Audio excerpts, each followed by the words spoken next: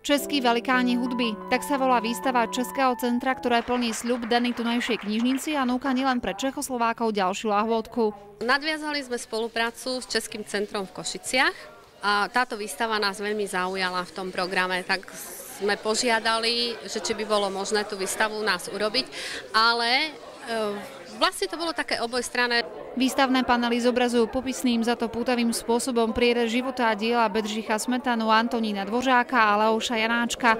Všetkých troch spájala jedna vec. Že všichni přišli o děti tragickým způsobem a všichni tyto tři osobnosti složili na základě těchto tragických událostí hudbu, kde prostě ten svůj žál dali do té hudby. Například třeba Leoš Janáček, když mu umřela dcera, tak on sám říkal, že ty poslední její slova vepsal do hudby a vznikla opera Její pastorkyně.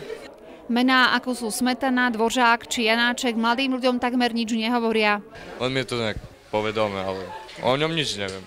Spisovatelia, skladatelia. Pre učiteľov je tu teda ponuka stráviť hodiny hudobnej výchovy menej tradičným spôsobom a hudbu českých velikánov si vypočuť v rámci návštevy výstavy priamo v knižnici. Príležitosť je aktuálna do konca mesiaca, potom už výstava poputuje do ďalších miest Slovenska. Byla v Michalovcích, v Trebišově a teďka ve Staré Lubovni. A ještě pak by měla být v Prešově a taky k nám. Do Košice taky chystáme, že ji ukážeme.